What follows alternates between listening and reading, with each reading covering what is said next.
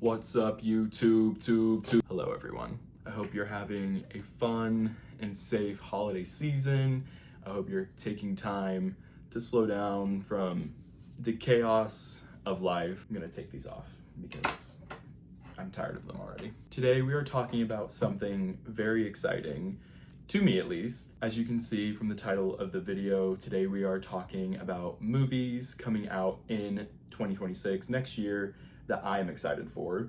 I filmed the main part of this video on Wednesday, today's Sunday, and already I'm seeing more movies that I'm excited for, or more information has come out on the movies that I talk about in the video. This was a really fun video to make. If you know me, you know that I love a movie, and you know I love going to the movie theater specifically, which is something I want to address very briefly before getting into the video. So if we could just get serious for a second.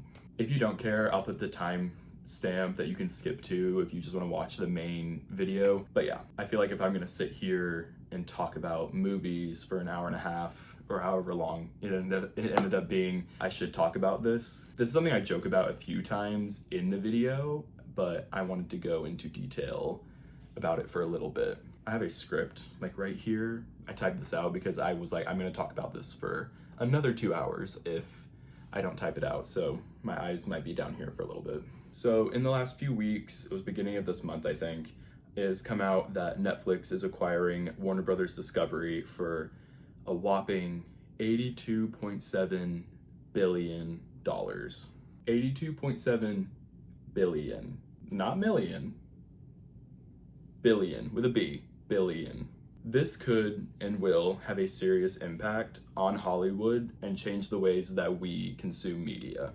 Bringing Warner Brothers under Netflix, we will see a new type of power over theater owners as well as entertainment industry unions. Before I go any further, it's very important that everyone understands that this is not a merger of Netflix and Warner Brothers. They are not coming together. This is a takeover of Warner Brothers by Netflix, a monopoly in the making. And I know you've played that game before. This is concerning for a lot of reasons, so I'll try and keep it very simple, very short. Netflix is a corporation. All corporations care about is money. That's not shocking. That's not new. All they care about is money, making money by any means necessary. From Netflix's perspective, every dollar and minute you spend at a movie theater is money that is not going to them and time not spent on their streaming service. Netflix can say, and they have said this, that they have no plans to pull Warner Brothers produced movies from theatrical releases and put them straight to Netflix. This is the same Netflix that used to encourage things like password sharing. And now in 2025, they basically require every single person in your family to have their own Netflix account that they pay for separately. Corporations lie, and they'll change their mind in a heartbeat if it means that they can make an extra buck off of you. The movie theater experience is one of the last few things that brings all of us together. It provides a different type of escape that you can experience with friends, or with family, or with a partner, or by yourself. But one of the best things about going to the movie theater is you aren't really alone. It provides an escape that you just can't get in the comfort of your own home. At a time where we are more isolated from each other than ever, movie theaters allow us to experience something as a community. There are several times throughout this video where I talk about seeing movies with my sister, with my dad, with my mom, with my grandpa, with my friends, etc. All in movie theaters, because it's always a memorable experience when it's on that scale. The thought of that experience being taken away from us simply because Netflix's CEO believes that society doesn't want to go to the movies anymore and calls the experience outdated is very alarming. And with all of these releases happening next year, we have an opportunity to show him that he is the one that is out of touch, not the consumer. So what exactly happens now? We don't know. The deal won't be finalized until sometime next year, and there have been calls for the federal government to step in. So unfortunately, the fate of the deal could fall to the Trump administration. Also, the Directors Guild of America, which is led by Christopher Nolan, is standing against the takeover and plans to urgently meet with Netflix to discuss concerns. If you want more details on this, I'm providing my sources for this intro in the description. I could rant about this for literally hours, so I'm just gonna end it on this note. Go to the movies. Go escape this chaotic world for a few hours and enjoy a movie. And next year, I challenge you to go to the movies as much as you possibly can. Go once a month. Go once a season. There are literally so many good movies coming out next year that are made by extremely talented people that you deserve to watch on a massive screen, not on an iPad. I hope you enjoyed this video. I had a lot of fun making it. By the way, I wrote this intro on my own without AI. Enjoy the video.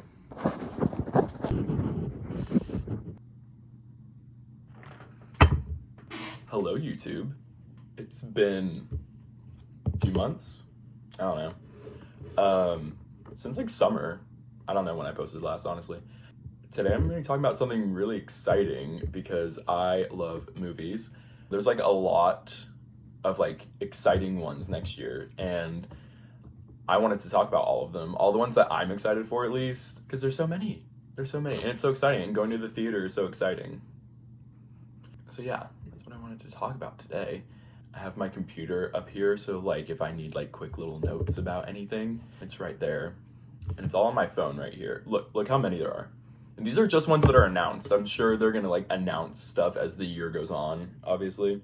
A lot of these are, not a lot, a good amount of them are like re-releases, which I think is exciting anyway. Like I'll go back and see something again. Got Star Wars right there. I saw The Phantom Menace when they put it out back in theaters. I saw Revenge of the Sith when they put it out back in theaters this year, because I never got to see them in a movie theater before, so that was so exciting.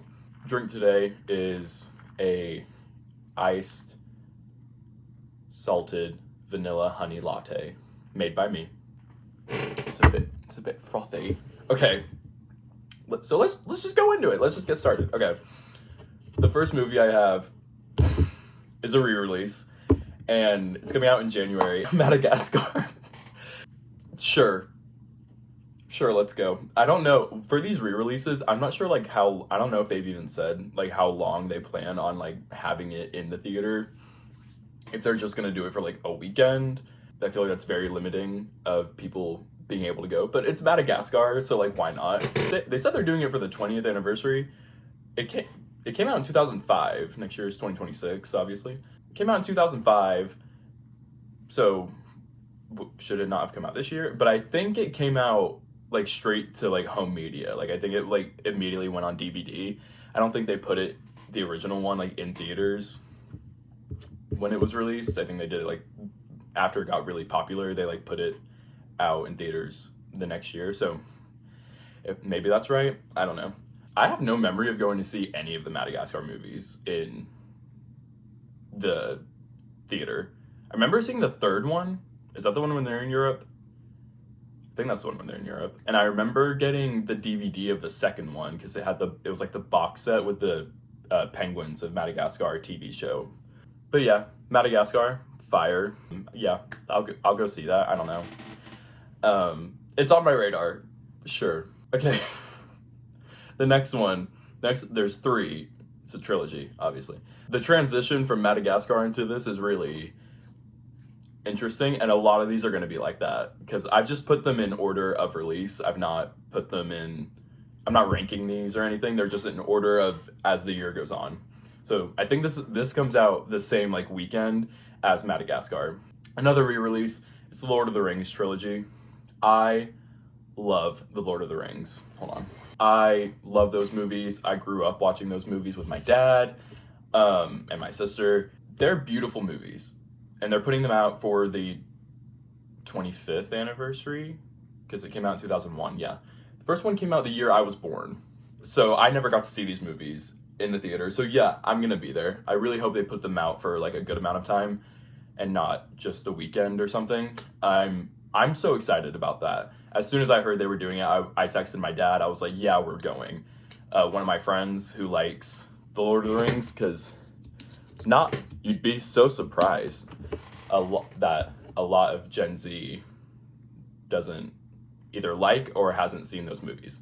It's not shocking. But yeah, I grew up with those movies. They still look amazing 25 years later in terms of like effects and just like overall, like they look so good. I love them.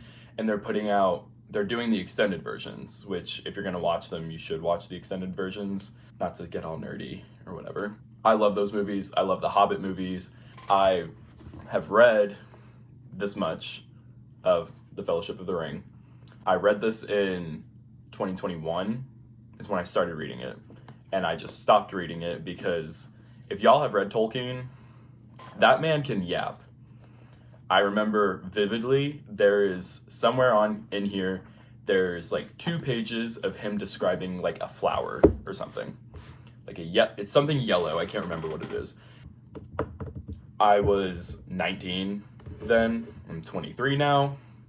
So I think I'll go back to it. I have a lot of reading goals for next year, and reading the Lord of the Rings trilogy and the Silmarillion. I want to read the Silmarillion by Tolkien as well. I want to read those both next year, but that is a commitment. But I feel like I can do it.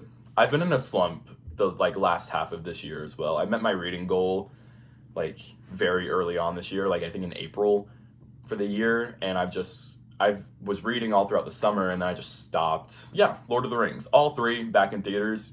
I'll be there opening night.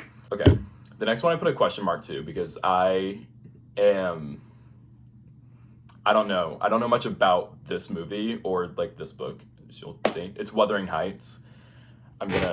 My chair's really squeaky, sorry. I'm gonna pull up like the movie because I don't know much about it. I know it's a book. I think it's from the 1800s. Yeah, 1847. But the cast is like, it's kind of stacked. You got Margot Robbie, love. Jacob Elordi, okay. Hung Shao, I think I've seen her in something. They're describing it as a gothic, erotic, psychological drama. Okay, Nosferatu. Haven't seen that either. But yeah, they've put the trailer out, I think. The first trailer and poster were released online September 3rd. Okay, yeah. So it's out there. I've definitely seen it. This is the movie that's gonna have that Charlie XCX song that you probably heard on TikTok that's like, I think I'm gonna die in this house. And she's doing like the whole soundtrack, I think. Oh wait, no. Oh wait, okay. Anthony Willis will compose the score for the film with Charlie XCX contributing an album of original songs. The lead single House featuring Welsh musician John Cale was released in November. Okay, I'll definitely go. I'm not like in a rush to see that. If someone I know like wants to go see it, yeah, I'll go for sure. It's one I wish. My sister and I, like, we love going to the movies together, and my sister, she doesn't live where I live anymore, and I just wish she lived here still, or I lived where she lived, because we could just be like, hey, I want to go see this. Yeah, I'll go see anything. That comes out in February, the day before Valentine's Day, so if it's good, if I end up watching it and I like it, I'll probably read the book. I'm always wanting to read more, but I have so much I want to read. Okay, next, again, this transition. Next movie is the Super Mario Galaxy movie. I haven't seen the first one yet. I've told my roommate though, like, hey, we should watch that before the sequel comes out so we can go to the movies and watch it. Because I've seen the trailer. It's been on in the movies the last like few weeks, I guess. And it like looks really good. It's Illumination, I think, that does the Despicable Me movies. It like looks like really good for an animated movie. And like, it's Mario. I love Mario. Grew up playing Mario Kart. And I had the Nintendo DS, and I had the Mario Bros game on that. Had a Mario Party, like Deluxe 8, I think that's what it was called. Played that with friends. Nintendo, I think, is really trying to like make a name for itself with like animation and stuff, because they're doing a Legend of Zelda movie, right? Legend of Zelda. I can't type today. Yeah, Legend of Zelda film. That's coming out in 2027, but I've heard like a lot of people are excited about that, so that's really exciting to hear. But yeah, Super Mario movie, yeah, I'll go see it. I heard the first one did like really well, and I had friends that like went and saw it when it was coming out in theaters, and they like loved it. And so I'm like, yeah, I'm always down. For an animated movie, we saw Zootopia 2 opening night. Amazing movie. And it made like $1 billion in like, what, 2.5 weeks or something? It's insane. So like that third film's secured. It's locked. Shout out Disney. I love an animated movie. I'm a 23-year-old man, about to be 24. I will be sat for an animated movie. Trust. Speaking of animated movies, the next movie up is Andy Serkis's Animal Farm. I found out about this like less than a week ago, because I think the trailer like just came out like maybe this week. I don't know. Another stacked cast. It technically came out this year. It came out at like a film festival, but it's having a theatrical release next year, May 1st. Animal Farm, if you probably read it in high school, you should have read it in high school. I have no memory of reading it in high school, which Animal Farm is one of the most important literary works I want to say right now, but it's just period. If you've not read Animal Farm as an adult, because you probably read it as a teenager, and all the stuff that has happened in your life between then and now, go back and read Animal Farm. It's a short book. I have it, hold on. This is it. You can read this before bed. Go pick it up. This is my copy, at least, the 75th anniversary. I have seen like longer versions. It's the same story. The text isn't small. You can do it, I promise. One of the most important pieces of literacy that you can read. George Orwell, period. I need to read 1984. It's on my list, I promise. But go read it. It's so important. Anyway, back to the movie. They're making an animated movie of Animal Farm. And this is the third adaptation of the novella, because there was an animated film in the 50s, and then there was a live action film in the 90s, which if you've seen Animal Farm, that's probably what you watched, and that's probably what you're remembering. But Andy Serkis is an actor. He's a director, producer, I guess. You know him from Gollum in Lord of the Rings, or if you're an MCU fan, he was in Black Panther, Age of Ultron. Wait, was he actually in Black Panther? I don't know. He's the guy that stole vibranium from Wakanda. And a bunch of other stuff. Is it Caesar in Planet of the Apes? That's him. He's doing like the motion capture. He's known for like his motion capture, but I guess he's wanting to direct now. The cast in this, you got Seth Rogen. Sorry. Gaten Matarazzo. Kieran Culkin. I can never say it. I'm so sorry. Glenn Close. She's going to be on this list a lot. Glenn Close. Yeah. Laverne Cox. Yeah. Woody Harrelson. Jim Parsons. Kathleen Turner. Andy Serkis. And a few other people. When does this come out? May 1st? May, I think, is kind of stacked for this. Yeah, I'm sad. However, I have seen the trailer for this. Go watch it if you care. And there's some things that are different from the book. Not to be that person, I don't care. But there was some moments where I was like, oh, that's different. And I think it's supposed to take place in like the modern day, because I think there was like sports cars and like people with cell phones or whatever, which in the context of this, you're like, okay. I'm letting them cook though.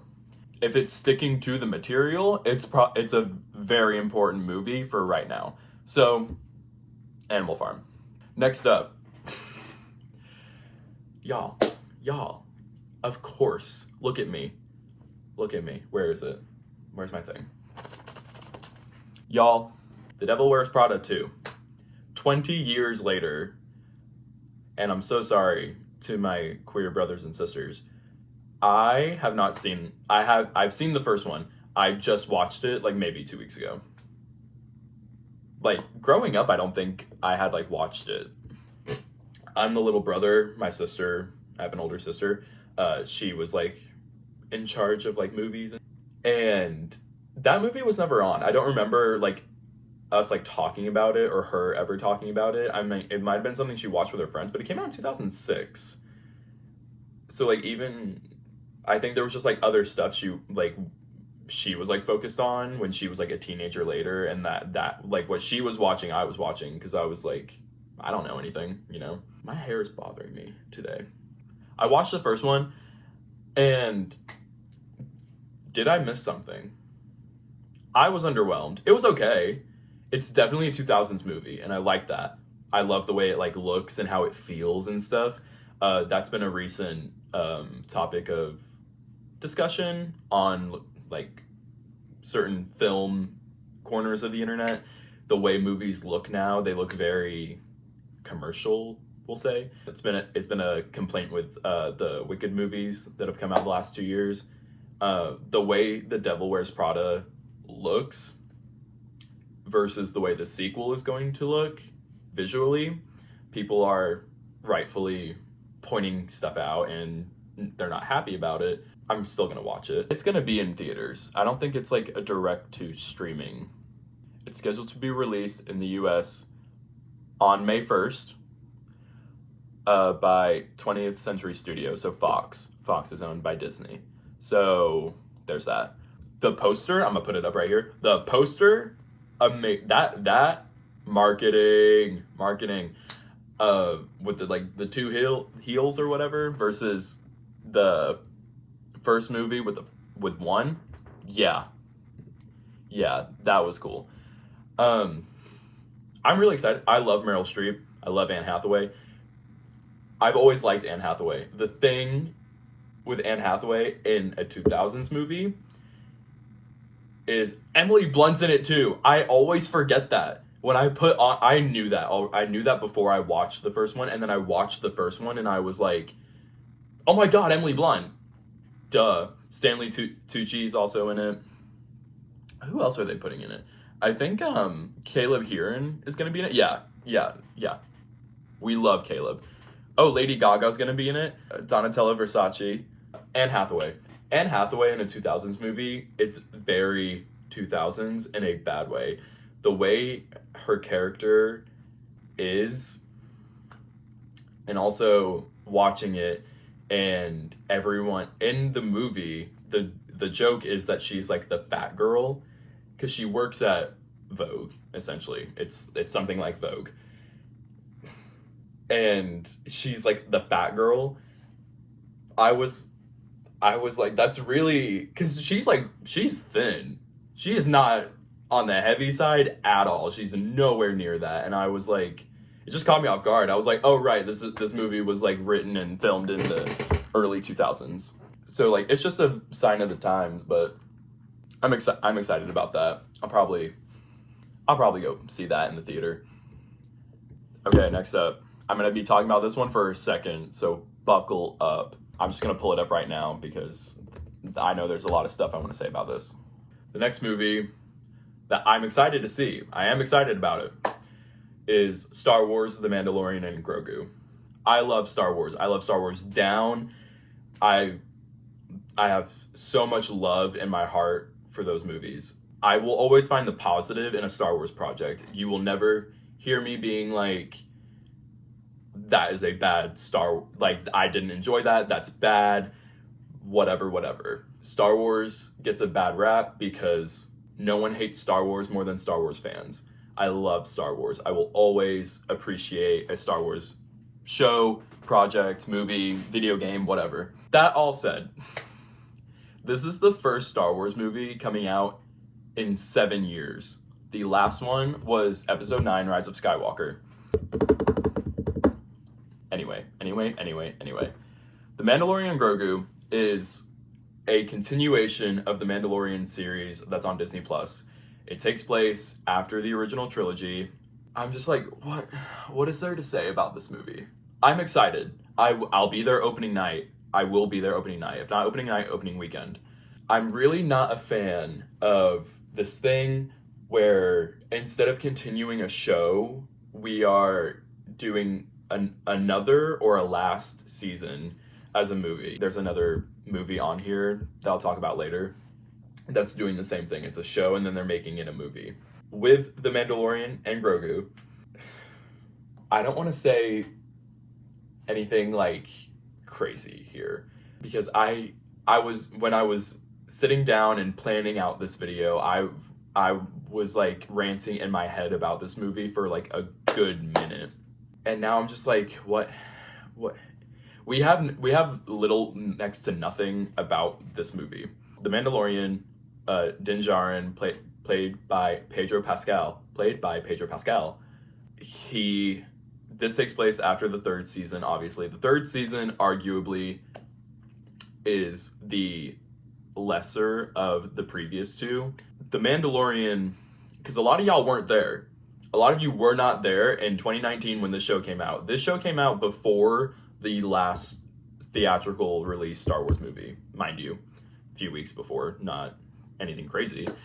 It came out when Disney Plus dropped in 2019.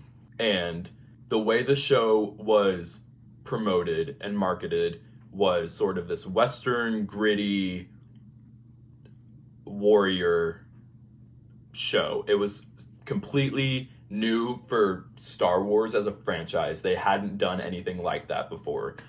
And it's Disney, so as you know, we hear like little next to nothing about the plot, and it was promoted like that. The plot was like this warrior in like the backwater worlds of the galaxy, far from the reaches of the New Republic, tries to establish himself after the fall of the Empire. It was something like that. Very nerdy of me right now, sorry, but look around you. All of that went out the window in the last like 2 minutes of the first episode. I think it was the first episode, where he walks up to this like floating box thing, and it opens, and inside is, at the time, Baby Yoda. Later we find out his name is Grogu. He like pulls down the blanket and he puts his little hand out, or his little finger out. No, it's his Baby Yoda's whole hand and the Mandalorian's finger. That shot, I'll put it like right here. That immediately, that is what the show became about. And then it was, see, and here's the thing. I can't really tell you any of the plot of the first season. I'm trying to like think back to like what it was. The second season, I love the second season, but it's very similar in a way. It's him going around and trying to find someone gives him a task for information. He's asking for information, then that someone is like, I'll tell you information if you do this for me. He goes and does that thing, comes back, and they're like, this is where you need to go next. The cycle repeats. That is pretty much what the first two seasons are like, and it's fine. The third season, it was really weird. They did a lot of weird stuff. However, I'm gonna give them credit. That was their COVID season. The concept, what I mean by that is like, there's like everyone, every like musician has like a COVID album. TV shows have a COVID season, a COVID movie, and stuff like that, where it was production on it started during the pandemic, it filmed during the pandemic, and then it came out after. That's the third season for this, and there's a lot of weird stuff in it. And people didn't like it. I need to rewatch it. I'll probably rewatch the whole show before this movie, because, again, I'm excited for it. I love Star Wars. I'm, like, looking at, like, the Wikipedia page for it right now. Shout out Wikipedia. And looking at some of the cast, Sigourney Weaver is going to be in it, which is exciting. Her character, I think she's going to be, like, a colonel and leader of the New Republic's Adelphi Rangers, who previously served as a pilot for the Rebel Alliance. That's cool. I just don't want them to be like butting heads, which I think is what's going to happen based on some of the promo material that's come out. Oh, I'm so excited. Y'all, again, I love Star Wars. I love all the shows. I love the animated shows. Zeb from Star Wars Rebels is going to be, I don't know if he's going to be like a prominent character in this movie, but he's been in it. He was in the third season just as like a cameo for like a minute and a half maybe. Oh, I'm so excited about that. Next year is like a really good year for Star Wars. They have this movie coming out. They have a handful of shows coming out, animated and live action. I'm so excited. I love Star Wars. I love the lore. Speaking of people that are going to be in this movie. So, if y'all know anything about Star Wars, there's a character in the original 3 movies called Jabba the Hutt. I'll put a picture. Jabba the Hutt has a son which we found out in the Clone Wars movie that came out in 2008. The son's name is Rada the Hutt. Rada the Hutt is going to be a character in this movie. I don't know if it's going to be like a very brief thing or very prominent or like what. I don't know what is going on. Guess who is playing Rada the Hutt in The Mandalorian and Grogu? I will give you, just guess. I promise it's not who you're thinking. Unless you know, then shut up. That is right. Jeremy Allen White is playing Rada the Hutt in Star Wars The Mandalorian and Grogu. And we've seen like a little glimpse of him. I'll put that picture up here too. It's the back of him. What the Hutts are, they're giant slugs. That's what they are. The concept of Jeremy Allen White playing that, because I think he's like a massive Star Wars fan, and he said like, I'll do anything.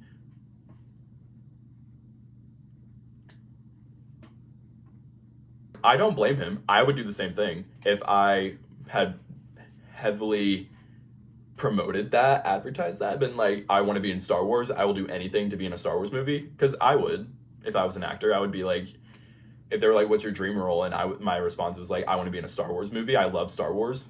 And then Lucasfilm calls and it's like, hey, do you want to play Rada the Hutt in The Mandalorian and Grogu? Yeah, I do. like, yes, I'm picking up that phone. This sort of era that The Mandalorian takes place in, it's very new. The Mandalorian as a show was the first to sort of like take place during this era, so it is exciting to see more. In the lore, the Empire has fallen. The New Republic is trying to establish itself, and like the crime underworld, that's what they call it, is also trying to like maintain power and sort of like not be allies with the New Republic, but not be enemies with them. And I think that's what a big part of this movie is going to be about, which is that's cool to see more of. See, I'm really excited about it. I'm gonna give it its flowers. I'll be there. What they'll do with this, I'm like cautiously optimistic. I've seen like the teaser trailer that's come out, and it looks good. Pedro Pascal, how can you come on? And it's Star Wars. It's gonna be great. I'll be there. That is all I'm going to say about it. I'm going to move on, I promise. The next movie, y'all, I'm so excited about this one. My little southern twang came out right there. The next movie, and this is so exciting. I'm filming this on Wednesday, December 17th. I don't know when I'm going to post this. As of filming this movie, it was known about. It was just called an untitled Steven Spielberg film. That was all we knew about it. Y'all, the trailer came out yesterday and like some promo for it. It's called Disclosure Day. Directed by Steven Spielberg. You know who he is. Don't piss me off. Y'all, it looked so good. Go watch the trailer if you want to. Actually, no. I'm telling you to. Pause this video, go watch that trailer, and come back. It's sci-fi. Don't roll your eyes. Don't. It's got Emily Blunt, Josh O'Connor, Colin Firth, Eve Hewson, and Coleman Domingo. Yeah, there's a bunch of other people in this, but Emily Blunt, I'm like, and it takes place in Kansas City. I don't live in Kansas City. I love Kansas City. I think it takes place in Kansas City. If not, Emily Blunt's character is from Kansas City. The trailer was so cool. It was trippy. My jaw was on the floor a few times. I'm excited about it. This comes out June 12th. I'm so excited. I can't wait to learn more about it. This is a movie, again, I wish my sister and I lived near each other so we could go see it together. There's really not much more to say about it. There's really no plot, and it's not psychological thriller type stuff, but it's if you watch the trailer, you'll see what I mean when I'm there's not really much to say about it. Yeah, that's it. Emily Blunt, Queen, I'll be there. Again, amazing transition from one movie to another. Wait, when did that movie come out? June 12th. Y'all, a week later, on June 19th, 2026, we are getting Toy Story 5. Again, I said earlier, an animated movie, I'm sat. I will be there. Disney and Pixar? Yes. And it's Toy Story. It's classic. Y'all, we all knew this. That first movie came out in 1995. 30 years later, we're getting the 5th movie? That's insane. But yeah, Toy Story 5, which a lot of people think the movie should have stopped after Toy Story 3. I don't disagree. I thought Toy Story 3, I remember seeing that in theaters with my mom. That was a really good ending to those 3 movies. So I don't know if they're trying to do like one trilogy and then another trilogy. I'm really excited about this. The plot basically is the toys that like we know have to figure out how to compete for a child's attention when she gets like an iPad. I think they're calling it a frog-like tablet named Lilypad, and that's going to be like the villain of the story, I guess. That alone, I'm like, give it the Oscar, best animated movie. There's not much else about the movie right now. Everyone's coming back for it. Tom Hanks, I love Tom Hanks. I hope I don't say that and then like in like 20 minutes it comes out that he is like getting canceled or something. Again, it's December 17th, 2025. Tim Allen is coming back. Conan O'Brien is going to be added to the cast. Jessie, I love Jessie. Why didn't she get a movie? Give her a movie. I don't know. We got a Buzz Lightyear movie. I get it was like about the real person, not the toy, but did y'all see that movie? I went and saw it in the movie theater and like it was okay. Toy Story 5. The age of toys is over pretty much. All kids want are electronics, and Disney saw that and they were like, let's make $1 billion from that. Yeah, it's gonna work. I'll be there. I'm excited. Oh, this next one. Oh, get ready for me to talk about this for another 10 minutes. Not really. So, we're getting Disclosure Day on the 12th. Toy Story 5 on the 19th. A week later, on the 26th of June, 2025, we are getting Supergirl, Woman of Tomorrow.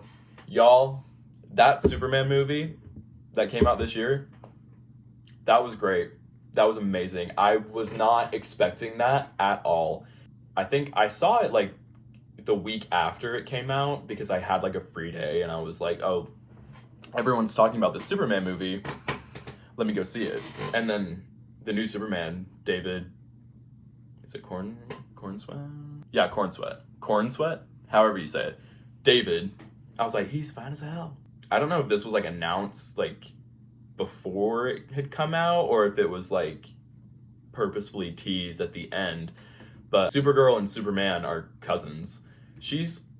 I watched back in the day, I think it was like the CW, they did a Supergirl show and I watched like the first episode of that, and she's supposed to be older than him, and it's like the untold story, like she was sent to Earth to protect him, watch over him, because she was like older than him or something. I don't know what they're gonna do in this one. I don't know if they're like keeping that, if that's like essential to like their characters.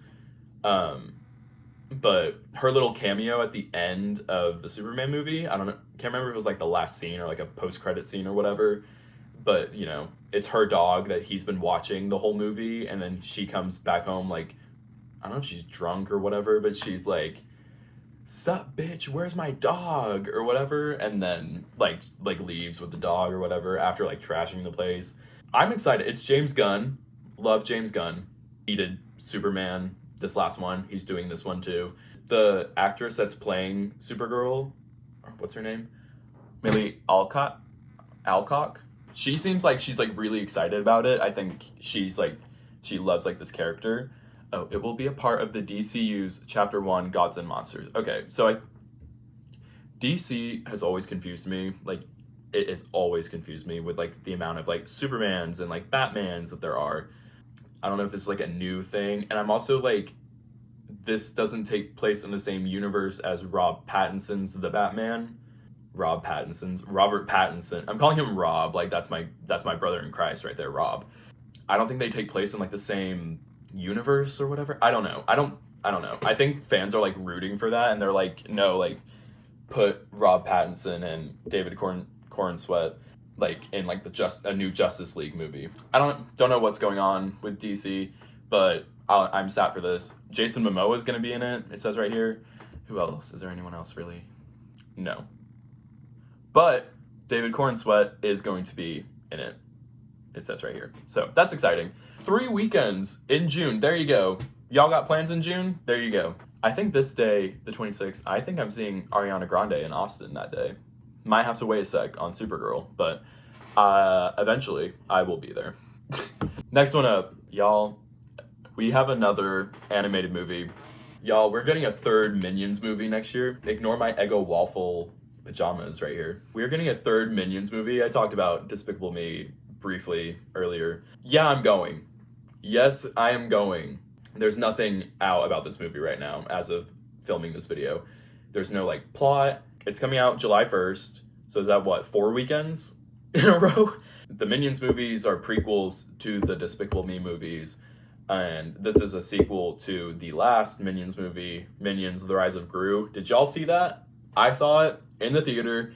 It was so funny. I need to watch it again. It was really funny. I don't really remember liking the first Minions movie that much, but the Despicable Me movies, I love those movies. I remember my granddad, who passed away in 2018, he took my sister and I'm talking about my dead grandfather, and I'm checking like my activity rings on here. Anyway, my granddad took, I think my sister and it might have just been me, I can't remember, to see the first Despicable Me movie in theaters in 2010. See how I remember that?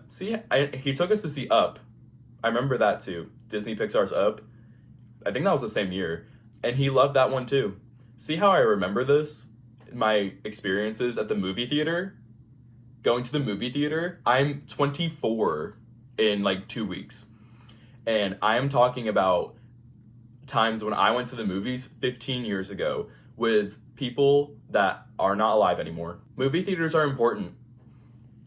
Anyway, I'll talk about that at some point. Yeah, Minions 3.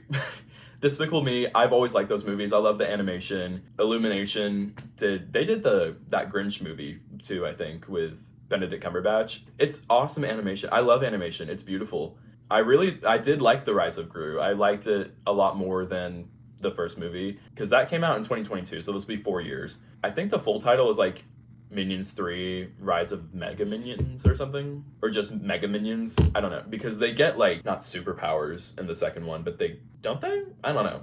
I'm gonna have to watch it again. 2022 was a fever dream to me. That was a crazy year for me. I remember seeing it in theaters, so like that I did see it in 2022, but yeah. Minions 3, I'll be there.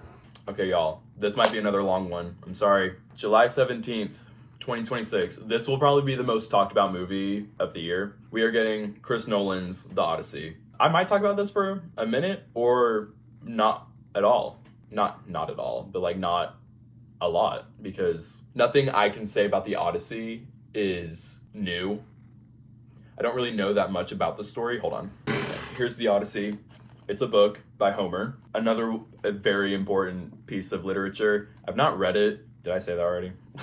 I'll try and read it before the movie comes out. Sorry, my iPad ran out of storage, so I had to go in and delete some stuff. So let's see what happens. If y'all like Greek mythology, The Odyssey, yeah. It's basically, very briefly, Odysseus, the king of Ithaca, coming home from the Trojan War and hoping to reunite with his wife, Penelope, who is played by Anne Hathaway, I think. Odysseus is going to be Matt Damon. This film is stacked with actors. It is insane. You got Matt Damon, Tom Holland is his son, Anne Hathaway, Zendaya as Athena, the goddess of war. Yeah, I'm there. Robert Pattinson. Who else is in it? I thought Chris Hemsworth was in this. Lupita Nyong'o, she's gonna be in it. It's stacked. There's a bunch of people in it. I'm so excited about it. It's Chris Nolan, Oppenheimer, Dunkirk, The Dark Knight. Chris Nolan, save us. Chris Nolan, if you can hear us, save us. I'm calling him Chris. It's Christopher, but that is my brother in Christ, Chris Nolan. I don't know if they're doing the Iliad too.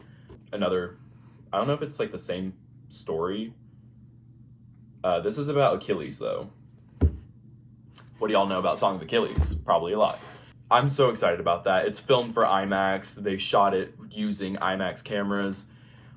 It's going to be great. It's going to be amazing. I hope my dad wants to go to the movies, the actual movies, to see that, because I didn't get to see Oppenheimer in theaters. And I'm like, this is a very cinematic moment. I want to be in a movie theater watching this. That's The Odyssey. We're getting like stills, like screenshots every few months, like published.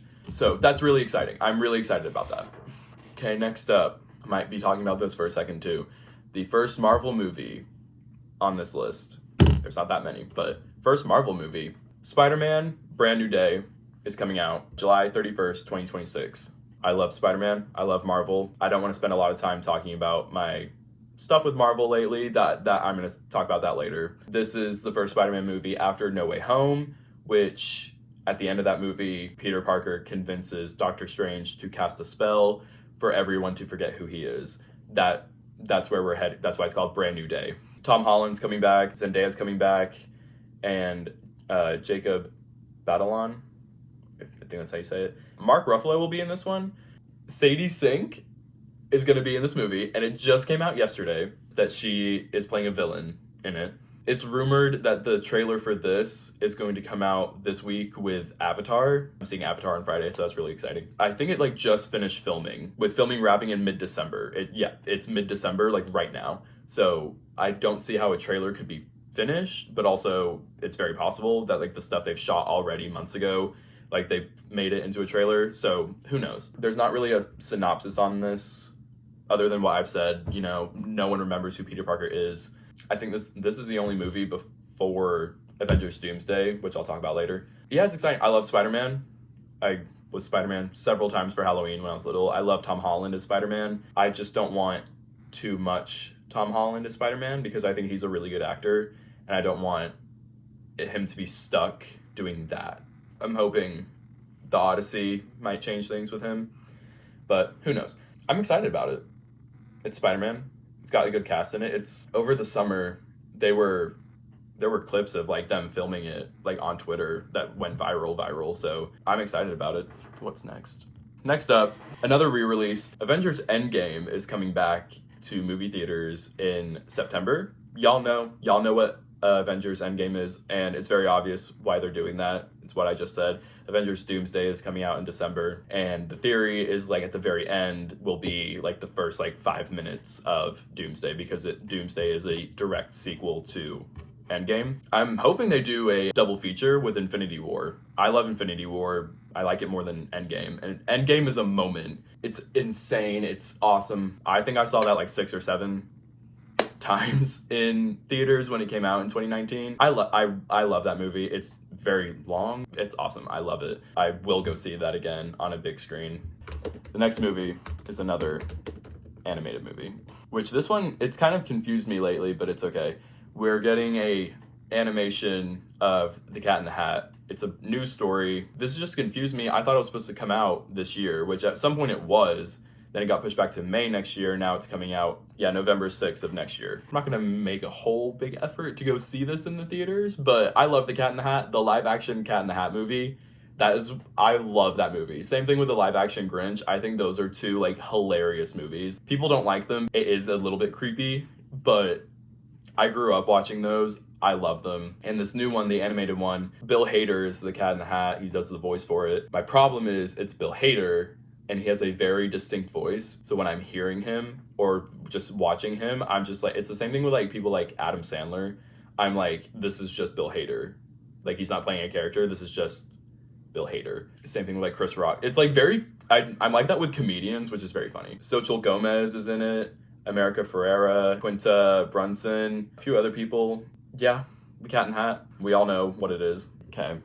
The next thing, and I just put it at the end here. There's 3 more. The next 3 are ones I'm so excited about. So I'm like, I'll do all those together. This one I don't know when this is coming out, so I'm just putting it at the end of like this list. Heartstopper Forever is coming out at some point next year. I don't know if they're gonna put it just immediately on Netflix or also like do some movie theaters and then Netflix like they've been doing with some things. This is the intended 4th season or 3rd season? 4th season. I don't know. It's supposed to be the last season of the show, but then they're making it a movie. It's an adaptation of the 6th Heartstopper book. Kit Connor and Joe Locke are coming back. They've had some time off from Heartstopper, and they've got to do some other things, and I really like that. Okay, new angle unlocked because I ran out of storage on my iPad for real. And the only things I can like delete now are like all the videos that I've been taking. This is gonna be really fun to edit later. I'm so excited for that. Heartstopper Forever, that's what they're calling it. I love Heartstopper. I love the story that it's been telling. I eat up anything gay. I'll be sat for that movie. If it's 3 hours long, it won't be. I'm gonna watch the whole thing. Like I said, no release date yet. I don't even know if they're filming it right now. Principal photography began on June 9th, 2025. Alice Oseman, the author of Heartstopper, said that filming was over halfway completed by July 2nd. Oh, the cast announced online that filming had wrapped on July 27th. So it'll probably be like beginning half of next year when it comes out. So summer will be fun for movies, for me. Don't know about y'all. My notes is on my phone, so I'm gonna go for memory now. There's only 3 left, and they're all massive movies. I'm so excited. Y'all, the next one. I have to take a second. Hold on. Let me get a sip. Oh, the next movie is, here, let me pull it up really quick. If you know me, you're probably guessing it, because like I said, we're going in like a timeline order. Y'all, the next movie coming out November 20th, 2026 is The Hunger Games: Sunrise on the Reaping. Y'all, guys, it's serious. It is serious. This story, I'm not gonna pretend I've been a massive Hunger Games fan like since they've come out, because I have an older sister and she's very nerdy like me. She read the books when they came out, and it was same thing with like Harry Potter and Twilight and all that. It was like, you have to read the book if you want to watch the movie with me. And then I just watched them anyway. I remember reading the first Hunger Games book. I read all of them this year. I read all of them now. The first Hunger Games book I read in like 5th grade, because I was in 5th grade in 2012, 2013. And that was when the first movie came out. I was like, oh, I want to read it because I want to watch it with my sister. And then I remember reading it and being like, this is boring. And I say that to people now, and they're like, you thought the Hunger Games was boring? And I was like, well, I was 10. It just didn't click for me then. And I love those movies down now. I love them. I watch them like once a year, I think. And I loved Ballad of Songbirds and Snakes. Catching Fire and Mockingjay Part 1 are some of my favorite movies ever made. Both, I've given them both 5 stars on Letterboxd. Sunrise on the Reaping. So in the original Hunger Games trilogy, there's a character named Hamish Abernathy, who is a previous victor of the Hunger Games. Fans have been begging since the original books and movies to get a movie and book on Hamish and his games, because his games were the second quarter quell, the 50th Hunger Games. In those games, so how the Hunger Games works in universe is a boy and a girl tribute are reaped from each district. There's 12 districts, 24 tributes. For the second quarter quell, it's always like a special edition Hunger Games. They do twice the number of tributes. So 2 boys and 2 girls from each district. What's the age? Is it like 11 to 16, 17? It's children, because the Capitol uses it as a reminder to the district. Don't yell at me, I've not read it yet. I'm waiting for the paperback to come out. I don't like buying hardback books, and all my other Hunger Games books are in paperback. It's 24 years before the first film. Here's the plot. Taking place 24 years before the first film, a young Hamish Abernathy is selected to compete in the 50th Hunger Games, also known as the second quarter quell, which occurs every 25 years with a twist to the rules. For this quarter quell, each district of Panem must send twice the number of tributes to the Capitol, who will fight to the death in the Hunger Games. Oh, y'all, this could be a whole video about just Sunrise on the Reaping. This cast list could be a whole video. So Hamish Abernathy is Joseph Zada. He was played by Woody Harrelson in the original trilogy. I'm just thinking about like the trailer right now. It's in my head. It's beautiful. I was at work when that came out, and I stopped everything and I watched it a few times, and I'm literally like just thinking about all the kids that are in there. Oh my gosh. Stop, I'm emotional. Stop, don't look at me. McKenna Grace is Maisie Donner, a tribute from District 12 and owner of the Mockingjay pin. If you know, you know. And then this has all the tributes, who I'm not going to get into because there's so many of them. McKenna Grace, I think people are excited that she's from Grapevine? Okay. McKenna Grace, I think people were really excited when that was announced. I don't think I know much about her. Oh my gosh, y'all, I'm looking at this cast list. Oh, okay. Jesse Plemons is Plutarch Heavensby. Plutarch is in the original trilogy, or he's in Catching Fire and the Mockingjay movies. His characters, I really like his character. This is obviously 24 years before those movies, and at this point, he's just a young cameraman for the Hunger Games. I'm excited to read it and see like how the relationship between Plutarch and Haymitch like develops, because there's something going on there. Not in a way, in like a way. Y'all, Ralph, I always say it wrong, but I'm gonna say it how I want to. Ralph Fiennes as Coriolanus Snow. Are you joking? Hold on. Voldemort himself. Their budgeting for just casting alone is insane. Ralph Fiennes is the third actor to play Snow. You had Donald Sutherland in the original trilogy, and then Tom Blythe in A Ballad of Songbirds and Snakes. I'm sure he's going to do great. He's amazing actor, obviously, to play Snow. I think I'm sure he's eating it up right now while they're filming it. He's probably loving it. Next up, Glenn Close as Drusilla Sickle, a Capitol chaperone for the District 12 tributes. So in the original Hunger Games movie, you see Effie Trinket.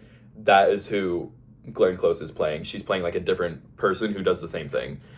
And she's in like that first clip in the trailer, if you've seen it. She looks like that is what the Capitol is. She personified, that is what the Capitol is.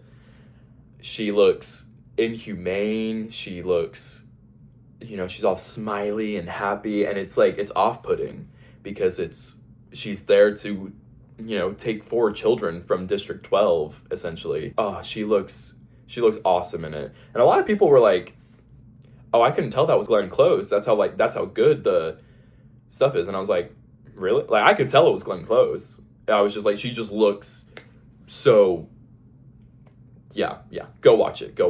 Kieran Culkin, I feel like I'm saying that wrong, I'm sorry, is playing Caesar Flickerman, who's in the original movies as well. He's the host of the Hunger Games. He was played by Stanley Tucci in the original movies. I don't know if that's like a brief thing that he is in it, or if it's like over like the story he's like in it. It's cool to see more of him. He's very much, his character, I think is like a metaphor, for like propaganda and stuff, which pin in that. We'll put a pin in that. I'm gonna come back to that later. Next person on here.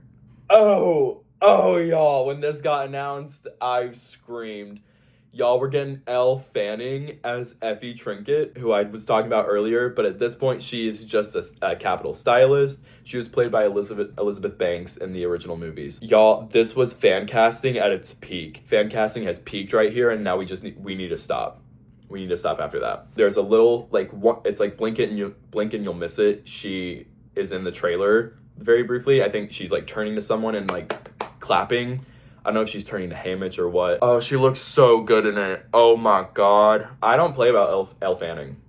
I don't. I think she is like really excited to do it. Elizabeth Banks has said like she's really excited to see Elle Fanning as Effie. Again, I need to read the book because I'm so interested in what Effie's role is in Sunrise on the Reaping. That little clip of her in the trailer that's like 2 seconds, like it made me emotional because I was like, people have been rooting for it for so long, and then like it got announced and we knew she was doing it, and then seeing her as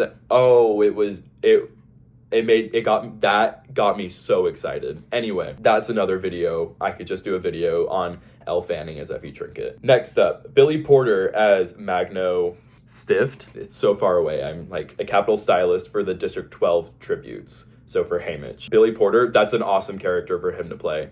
That's awesome. The next one I'm excited for.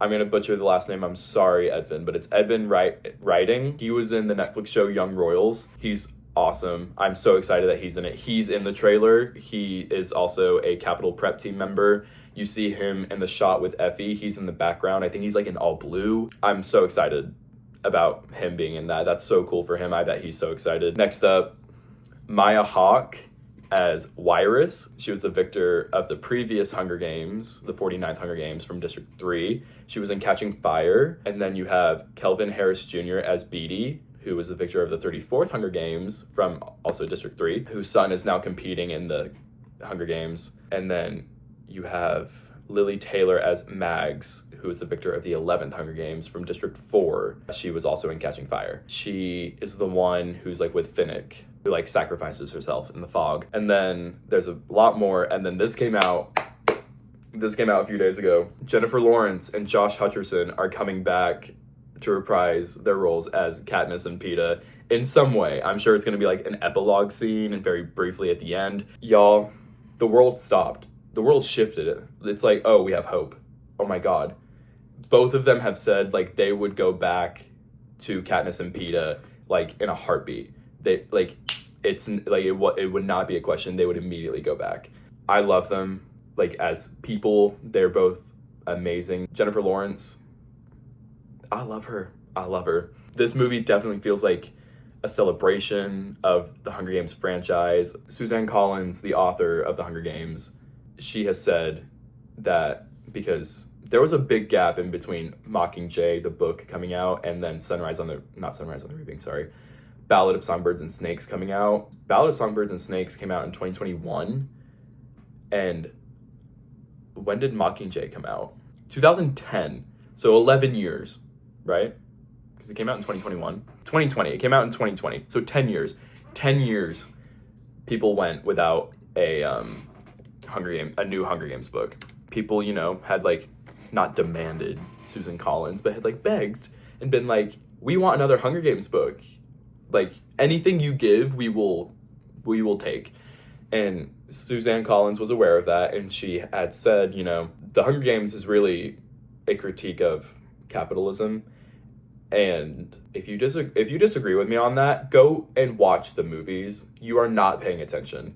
She had said, she loves Panem, the world of Panem. She loves that people love it and the characters, but she didn't want to put something out unless she had something to say. So now when she comes out with something, when she came out with Ballad of Songbirds and Snakes and now Sunrise on the Reaping, it was like, especially for Sunrise on the Reaping, I was like, oh, she's pissed. I was like, oh, she's got something to say. And the themes of Sunrise on the Reaping, it's very much, talked about it earlier. I'm like, it's very important right now for like our society and our culture. And it talks, it deals with themes of like, with capitalism and propaganda and stuff like that. And it's the way that a tyrannical government can make its population, its citizens, believe what it wants because they are in control of what you see.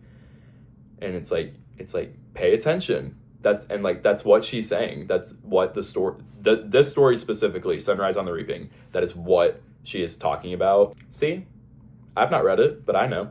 I will read. I promise I will read. As soon as the paperback comes out, like I'm going to the store. I'm going to Barnes & Noble and I'm buying it. I will be there opening night. The first showing possible, I will be at that. I have friends that are excited about it. I cannot wait until November 20th. I'm so excited. Okay, we're in our final two now. One of these I'm going to talk about for a second, probably, and the other one, probably not much, because there's not much to really say about it, but there kind of is. This is a big topic right now, and I've sacrificed like nearly 2 hours of my time to not scroll on social media, so I could have missed something for this because this is very big right now this week. On December 18th, 2026, we are getting Avengers Doomsday. What is there to say about Doomsday? Nothing, really, but a lot at the same time. As someone who loves Marvel, I saw the first Avengers movie the weekend it came out in 2012. The first Avengers movie, I saw that like when it came out with my dad and my grandpa. Age of Ultron, saw that when it came out. Infinity War, I skipped school to see Infinity War with my dad the day it came out. Endgame, I saw it like 6 times in the theaters, like I said. So I'll read the plot really quick. 14 months after the events of Thunderbolts, go watch Thunderbolts. I really like that movie. I was so sad I didn't see it in theaters. It was bad timing. It was on my part, and I had to wait till it was on Disney+. So, 14 months after the events of Thunderbolts, the Avengers, Wakandans, Fantastic Four, the New Avengers, Thunderbolts, and the original X-Men team up to face Doctor Doom. Doctor Doom is played by Robert Downey Jr., which was a big thing when it was announced at whatever conference that was. So right now, in this specific moment today, the theory or rumor is that we are getting the trailer for Doomsday with Avatar this Friday. Same thing with Spider-Man. I'm excited about it. Don't let my body language or my attitude tell you that I'm not excited about it. I am excited about it. You know what got me excited about it? How many times can I say excited about it? I wasn't excited about this movie for a while because for a long time, this movie was originally supposed to be Avengers: The Kang Dynasty, and it was supposed to be about something else entirely. But then one of the main actors got fired from Marvel, so they had to, and the movie was going to be about him. He got fired, so they had to completely change everything. And for a while, it didn't seem like they knew what they were doing, which is okay. I'm trusting the process, and it's the Russo brothers. They did Winter Soldier, I think, and they did Infinity War and Endgame. It was hard to be excited because we were getting all the cast announcements. Excuse me. We only have half the cast. If you go to this Wikipedia page and you see, if you look under the starring tab on the right side or wherever it would be, that's only half. And they've said that. The rest is yet to be announced because you don't have Tom Holland in here. You don't have... Oh, wait. No, wait, that's Tom Hiddleston. Yeah, there's people missing that we know are in this movie. So I'm pretty sure they have said they're going to do another big casting announcement. And it's already stacked. The only thing about this movie that we knew was that Doctor Doom was the villain, played by Robert Downey Jr., and that every single Avenger or superhero that has previously existed is going to be in this movie, pretty much. How can you fit how can all these people have a well-written character arc or whatever in let's just say a 2.5 hour movie? Watch it be over 3 hours. Again, I will be there opening night. I will be seated for this movie. And I'll say again, I wasn't excited about this movie or just had no emotion about it until... Y'all want to know what changed it? Y'all want to know what changed everything? I'll put it right here too. The thing that changed my hype for Doomsday was at the end of the new Fantastic Four movie that came out this year. Vanessa Kirby, Sue Storm, I almost said Sue Sylvester. Sue Storm, she is reading to her child, Franklin, and then she gets up to go grab another book and she's walking back and she feels something. She's like, oh, something's wrong. And she's walking back and she ignites her powers on her hand to prepare herself. She comes around the corner, kneeling down on the floor, looking at Franklin is Doctor Doom. Franklin's reaching up and touching his face or whatever. And that shot, it immediately got me so hyped for it. I really liked Fantastic Four already. That movie, that was great. That was fine. But for Doomsday specifically, I was oh, it's starting. We're starting now. This is it. That shot, because it's oh, that's terrifying. Just all the theatrics and superhero-ness aside, as a mother, coming around a corner and seeing a stranger who is kneeling down to your child. The look on Franklin's face is more confusion and curiosity. He's not scared, but also spent that whole movie, understanding that Franklin is one of the most powerful things in the universe, and his power is sought after. From Sue Storm's point of view, coming around that corner and seeing that got me so hyped. And then the next thing being the Fantastic Four will return in Avengers Doomsday. I was oh, we're starting, it's starting now. And the next one being Spider-Man. I'm sure the ending of that will be Spider-Man will return in Avengers Doomsday or whatever. I think a lot of us are holding our breath with Doomsday. We already know we're getting another one. It's going to be another Infinity War Endgame type thing. The second one's going to be Secret Wars, coming out a year after, just Infinity War and Endgame. I'll be at their opening night. I don't know what else to really say about this movie. What do y'all want me to say? What do y'all want me to say about Avengers Doomsday? It has been said that this is confirmed. 4 different trailers for Doomsday will be attached to the first 4 weeks of screenings for the Disney film Avatar: Fire and Ash. starting with its release on December 19th, this Friday, a year before Doomsday's scheduled release. Each trailer will appear 1 week before switching to the next version. That's just a cash grab, in my opinion, to get people to go see Avatar: Fire and Ash, as if it's not going to make $2 billion already. Anyway, the trailer has leaked online. I don't think the Spider-Man one has. I've heard like rumors of that. At first I couldn't find it anywhere, and then I'm seeing like stills of it and people talking about it, but I'm like, if it does come out on Friday, the trailer, and my first time watching it can be on a movie screen for Avatar, like that's pretty cool. That's pretty cool. I am not going out of my way to find the trailer, because if it's not officially released, I'm like, they obviously don't like want us looking at it yet. And I'm like, I've seen some stills. This was like last week though, before stuff really started ramping up. But I was like, this is AI. Like some of this, it wasn't anything like major. Anything that's like leaked, I'm like, that could be AI, which it's sad we have to think about that, but whatever. Anyway, the next movie, final movie, and I'm only talking about this one next or second because alphabetical. I just did Avengers first. On the same day, December 18th, 2026, we are getting Dune Part 3. Yeah, I'm excited. A lot of these are really nerd. This is a Dune poster right here. It's really small, but it says like film for IMAX, Dune Part 2. Dune 3, y'all, I like these movies way more than I thought I was going to. The first one, my dad and my sister, both of them, they're probably at the same level. They are obsessed with the books. They've read all the books. I haven't read the books yet. Where is it? I have Dune right here. This is the Poppy War. I have Dune right here. It's not a small book. I'm just like making a stack for myself for next year. All these books to read before a movie comes out. I have Dune. I've not read it. This is the original one. The first two movies are this book, and the third one is the second book. It's Dune Messiah. They're considering that a trilogy. Dune Part 3. I'm so excited, y'all.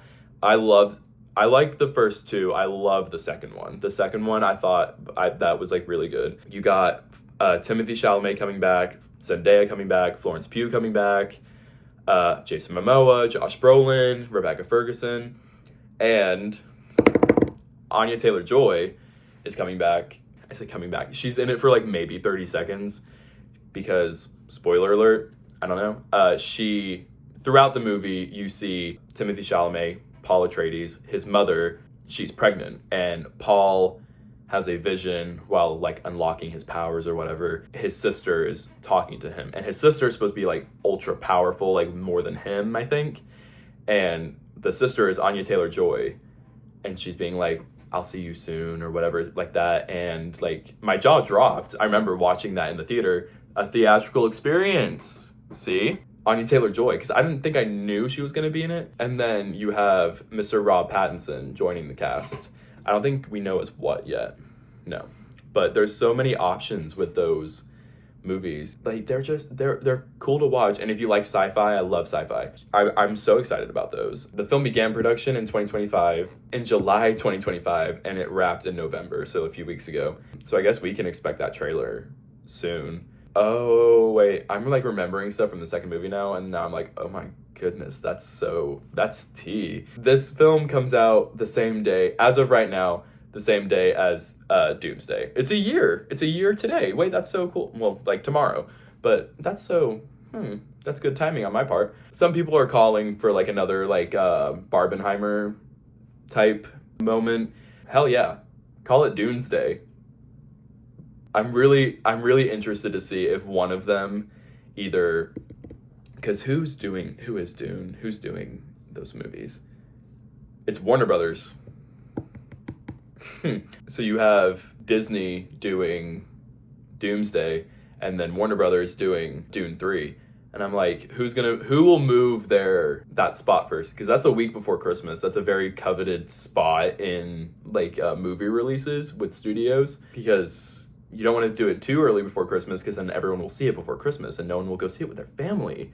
But if you do it right before Christmas, then you're like, a lot of people will go beforehand, but then some people will be like, oh, like, let's go to the movies at Christmas, because if you're with your family and you all hate each other, you have to get out of the house.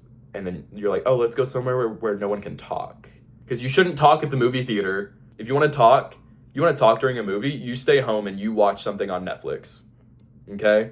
I'm having a experience at the movie theater. That's what I'm paying for. I don't want to hear you talking or be on your phone during the movie theater. And I'll say something. I don't care. Now I'm going to rant about movie theater etiquette. COVID has ruined y'all's brains. Everyone is so me focused, and no one cares about other people anymore. And if you can't be on your phone or not shut up for 2 hours, just stay home. Just stay home. Don't want to see you. Don't want to interact with you in public. Don't want to share a space with you. Because I'm so sorry. Why are you talking during a movie? It's so rude and inconsiderate of other people who are paying to be there. You're on your phone. It's pitch black in there, aside from the massive movie screen. But it's like, we want to, like, that draws our attention. That's what we are there to see. I don't want to see you scrolling Instagram. I'm sorry. Anyway. Dune Part 3, coming out December 18th, same day as Doomsday. What are you going to see first? These are for my nerds out there, because I have an answer. I don't know if everyone else has the same answer, but I'm excited. I love that Florence Pugh is in both of those. So like, she's got her Christmas check coming, or Josh Brolin. Who knows? Maybe Thanos is coming back. I don't, like, who knows in Doomsday? He's in Dune Part 3. That's why I said that. But yeah, I've officially been talking for nearly 2 hours, which I kind of figured I would be talking for this long. So editing this video is going to be really fun to play back. So yeah, those are all the movies that I have that are coming out next year that I'm excited about. If I missed any, y'all let me know. Comment down below. What movie are you most excited for in 2026? Or if I missed one, comment that so I can add it to my list, because I want to go to the movies as much as possible next year. I already wanted to, but then in light of recent events, I want to make sure I see some things 2 or 3 times. So I'm going to link my Letterboxd down below as well, because I love Letterboxd. I think it's so cute. You get to like log movies that you watch. You get to like rate them, put a review if you want, and you can be friends with people so you can see like what people are watching. Oh no, I just spilled some coffee. But yeah, those are the 23 movies that I am excited to see in movies next year. I hope you stayed and watched the whole thing, because my God, am I talking today. If y'all like this type of stuff, let me know. Like and subscribe or whatever. Thanks for watching. Bye.